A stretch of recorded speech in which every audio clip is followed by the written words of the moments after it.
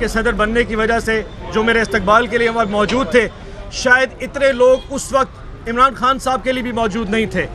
लेकिन अल्हम्दुलिल्लाह आज नए पाकिस्तान में इमरान खान साहब ने एक नहीं हज़ारों मेरे जैसे इमरान खान पैदा कर दिए हैं। और यकीन जानिए इमरान खान अब किसी एक शख्स का नाम नहीं रहा, एक सोच, एक फ़लसफ़ा, एक नज़रिया बन चुका है। मुझे आज से 3 दिन पहले जब जनूबी पंजाब का सदर नॉमिनेट किया गया तो प्राइम मिनिस्टर साहब ने मुझे जो इंस्ट्रक्शन दी वो बड़ी क्लियर थी।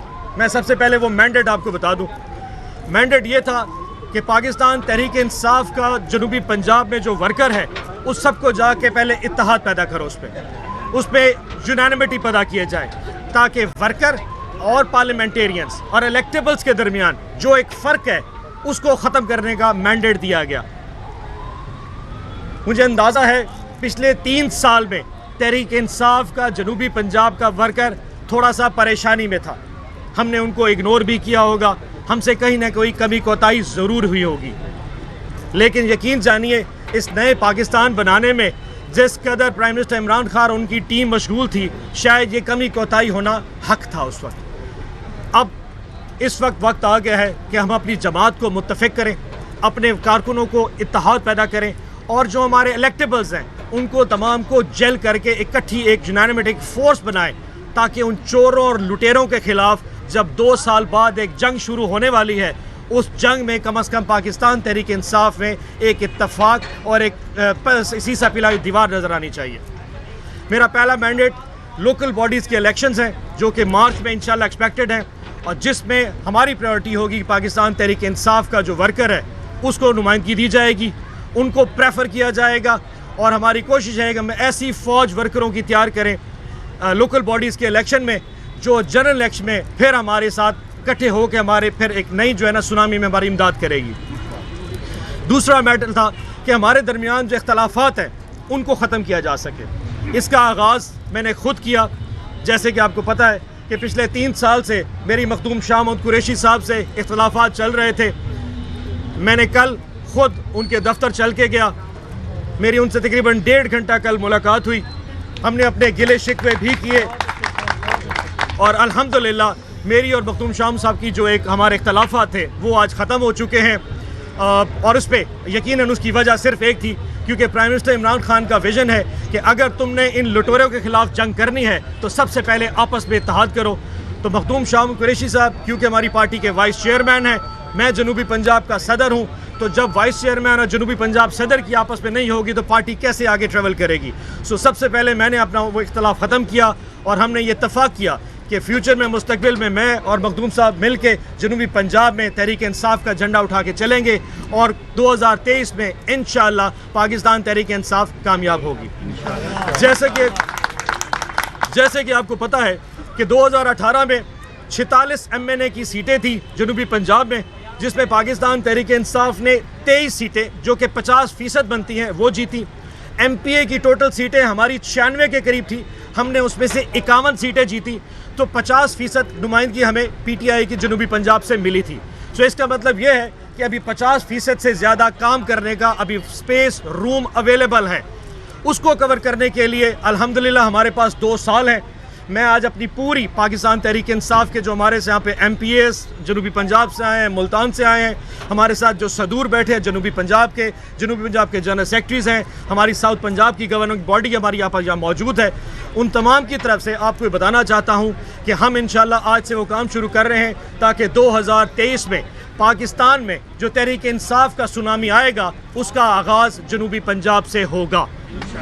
और मैं आपको यकीन दिला दूं और ये अल्लाह हक है, मेरा अल्लाह करे मेरी ज़बान मुबारक इस बात के ऊपर कि तहरीक इंसाफ 2023 में इतना बड़ा सुनामी देखने जा रही है, इतनी बड़ी जीत देखने जा रही है। प्राइम मिनिस्टर इमरान खान दोबारा इंशाल्लाह वज़ीर आज़म मुंतखब होने जा रहे हैं। उस तहरीक का आगाज़ जनूबी पंजाब से होगा और हम इंशाल्लाह 46 में से 40 से ज़्यादा सीटें MNA का टारगेट प्लान कर चुके हैं अपना और 96 में से 75 से ज़्यादा सीटें इंशाल्लाह प्लान करेंगे।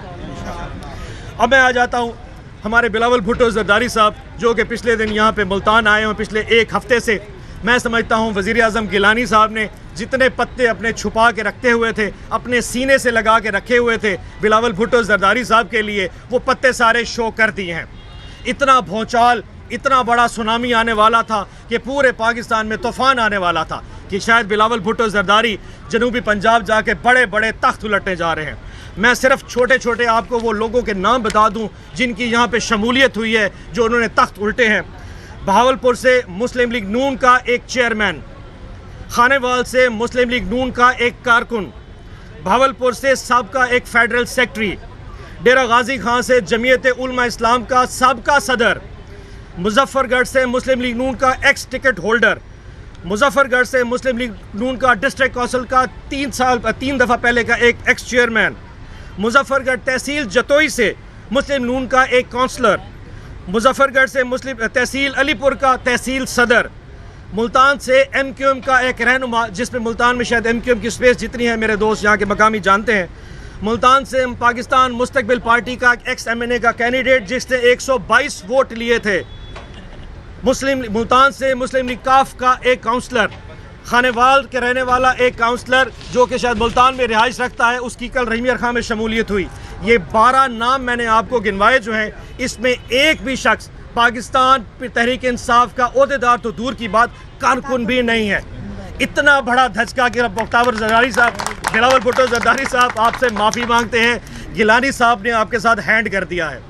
ये जो जनूबी पंजाब का आपको धोखा लेके एक हफ्ते से जनूबी पंजाब में बैठे रहे हैं, वो जितनी बड़ी शिकस्त या जितनी बड़ी शर्मिंदगी या एम्बैरसमेंट हुई है, मैं यकीनन उसके अल्फाज मेरे पास नहीं हैं।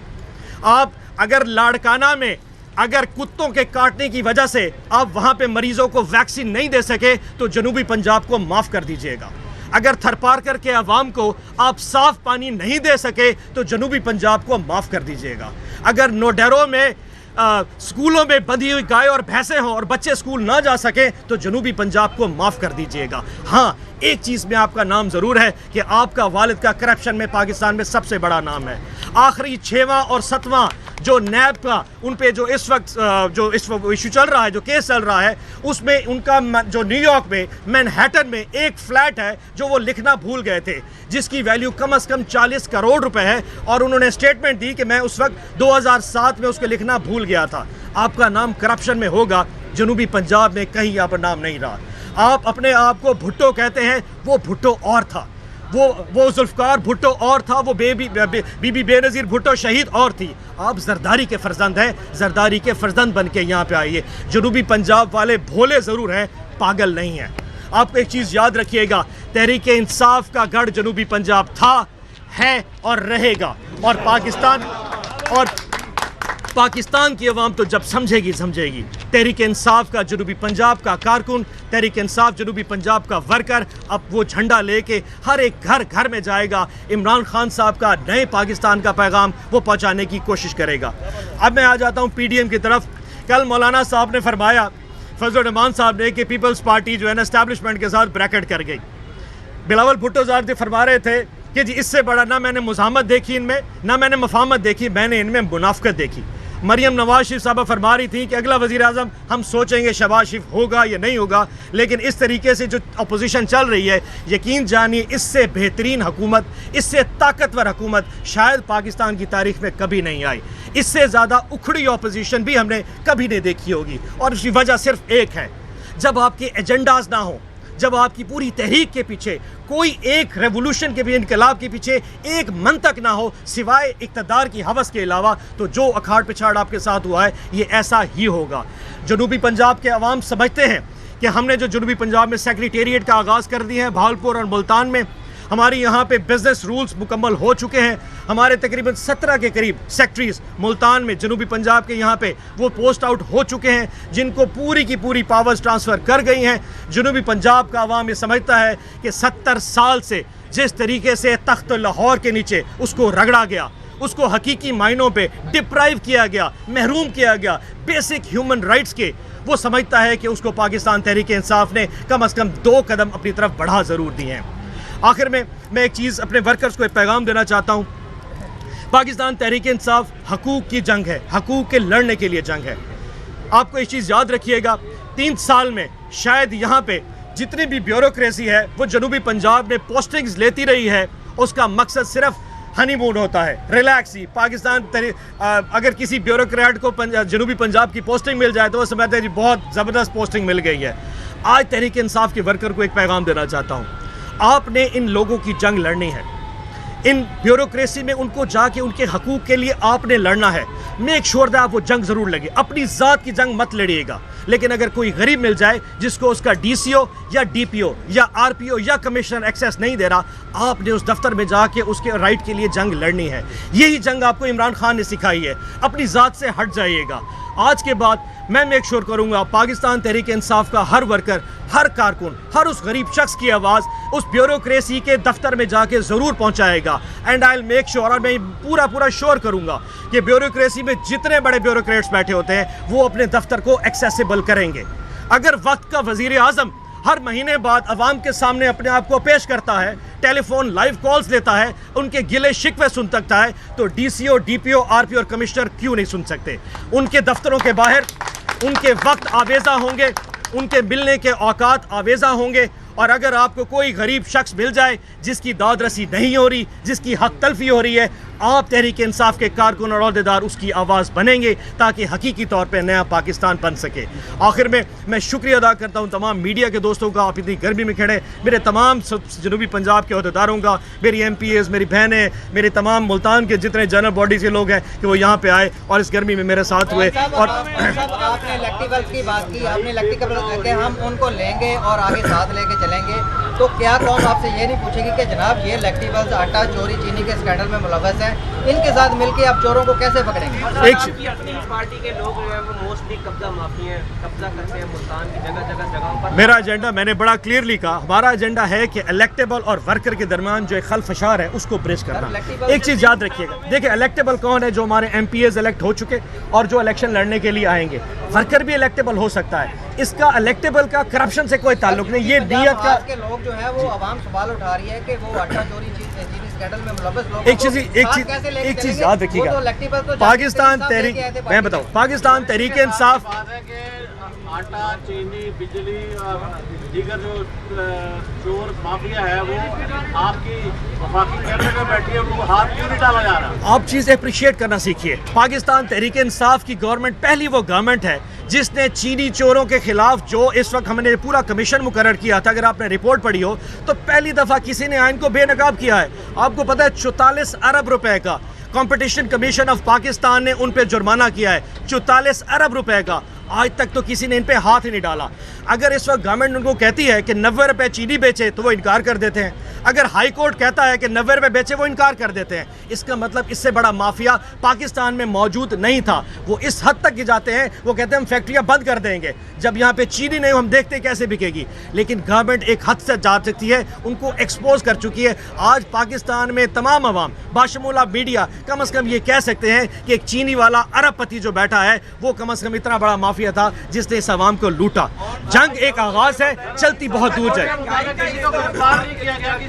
इस वक्त 9 लोगों के खिलाफ 9 चीनी जो शुगर मिल ओनर्स हैं उनके खिलाफ कार्रवाई चल रही है, जिसमें से कम 3 पाकिस्तान तहरीक इंसाफ से हैं। जब वो कार्रवाई मुकम्मल होगी उसके रिजल्ट सबके सामने इंशाल्लाह रखेंगे। हो रही है, लेकिन उसके जमीनी जो रिजल्ट है वो सामने नहीं आ रही। और एक आपके जो वर्कर हैं वो आप इस कोताही को कब तक रोकेंगे? 3 साल में जो एशियाई महंगाई आसमानों से बात कर रही है, महंगी हो गई है, आगे बढ़ गई है। जो एजेंडा लेकर आप आए थे उसके आम आदमी तक आप कार्रवाई करते हैं, लेकिन उसके असरात आम आदमी तक। भाई साहब 2 चीज़ें, 70 साल का गंद 3 साल में साफ नहीं हो सकता था, ये याद रखिए था। अगर 70 साल उन्होंने रगड़ा है तो कम से कम आज ये कह सकते हैं कि हमारी राह दुरुस्त है, हमारी सिमत कम से कम उसका तयन हो चुका है। जहाँ तक महंगाई की बात है, ये याद रखिएगा 5 बेसिक कमोडिटीज़ हैं, चीनी, आटा, घी, दालें और मकई या ये चावल, सॉरी, ये इसमें से अच्छा सर, ये मैं पहले एग्रीकल्चर कमोडिटी, इसमें से जो मेजॉरिटी है आटा, तो आप देखिए अब जब 1400 रुपये गंदम थी तो आपकी गवर्नमेंट ने आके 1800 रुपये कर दी। 1800 रुपये की अगर गंदम होगी तो 2200 रुपये आटा बिकेगा। अब उसमें वजह क्या है? आपने एक साइड पे जिम्मेदार की कमर को मजबूत करना था कि वो 60% जिम्मेदार जो पिछले कई गंदम जो है वो इस वक्त 2600 रुपए आटा 3000 रुपए सर। अल्हम्दुलिल्लाह सर मैं मुल्तान में बैठा हूँ क्योंकि मैं आटा लेता हूँ सर। मैं अर्ज के साथ मुल्तान में आटा 1250 रुपए का थैला बिक रहा है क्योंकि मैं इस चीज़ में मुझे 1250 का आटा है। और दूसरी बात ये, पाकिस्तान में इस साल 2 करोड़ 70 लाख मैट्रिक टन गंदम पैदा हुई। हमारी टोटल ज़रूरत 2 करोड़ 50 लाख मैट्रिक टन है। हमारे पास 20 lakh metric ton 2 lakh metric ton हमारे पास फालतू है। सो इसकी शॉर्टेज नहीं है। ये क्राइसिस हमेशा से सितंबर में आता रहा है और जैसे ही 10 दिन बाद गवर्नमेंट अपने इस वक्त स्टॉक रिलीज करेगी ये प्राइसेस खुद ब खुद नीचे आ जाएगी। और अब्बास साहब ये फरमाएं कि जब आप टीवी पर ये फरमाते हैं सर कि हम चोरों लुटेरों डाकुओं को नहीं छोड़ेंगे, 3 साल से आपने इस मुल्क की जो सियासी पोजीशन है उसमें आपने मुकदमात बनाए। आप आउटपुट तो बताएं ना, हम थक गए सुन करिए आउटपुट है कुछ नहीं, तमाम से हो जाते हैं नए केस बस कमजोर बनाता है। आखिर ये कहाँ मिली भगत? खान साहब बाज़ औक़ात कहते हैं कि काश मैं चाइना में होता तो मैं इनको बताता कि एहतसाब होता किस तरह है। जमहूरियत में एहतसाब इससे बेहतर नहीं हो सकता। हमारे इस 3 साला दौर में सर 580 अरब रुपया नैब ने रिकवर किया और पिछले 17 साल में 286 अरब रुपए रिकवर हुआ। हमारे इस 3 साला दौर में पाकिस्तान के जितने बड़ी पॉलिटिकल पार्टीज़ के लीडर्स हैं उन तमाम पे जायज़ केसेस बने। शहबाज शरीफ साहब पे इस वक्त चौथा केस चल रहा है, पहला टीटी का 7.5 अरब 7.2 अरब का, जिसमें उनके अकाउंट में 300 के करीब टीटी उनके अकाउंट। ये केसेस देखें, नैब को आज़ाद करना हमारे हक में, हमने उन्हें कहा जी आज़ाद है, ठीक। उसके बाद जब वो केस कोर्ट में चलता है, अब जो शहबाज शरीफ साहब का केस है उसमें 110 लोगों के गवाह का क्रॉस एविडेंस होना है। अब उसको होने में 2-2.5 साल लगने हैं। जमानत होने से ये कहीं साबित नहीं होता कि वो चोर नहीं है। जो एक जुडिशल प्रोसेस है उसने अपना वक्त लेना है। हम यहाँ पे ओवर रूल करके उनको जेलों में नहीं डाल सकते। लेकिन आप अप्रिशिएट तो कीजिए कि आज तक किसी ने, मैं माजर के साथ, मैं जितना बड़ा सियासतदान बन जाऊँ, मैं इमरान खान जितना बहादुर नहीं बन सकता। मतलब उसकी खौफ की हालत देखे, उसका डर खौफ कुछ भी नहीं है। वो दे सकता था इनको और आराम से हुकूमत कर सकता। उसने कहा मैं लड़ूंगा। और आज देखिए वही अपोजिशन जो 1 साल पहले कितनी ढाढ़ी कि अब इमरान खान की गवर्नमेंट गई, आज कहीं तितर बितर हो चुके सिर्फ नीयत और ईमान की वजह से। जो मर्जी इंतसाब करें, जो मर्जी अपोजिशन सारे को जेल में डाल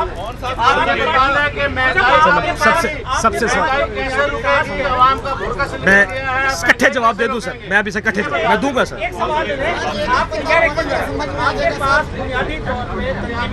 सर आप क्या समझते हैं कि जनूबी पंजाब की वो तंजीम जिसके आप कर रहे हैं वो किससे कोताहियां होंगी?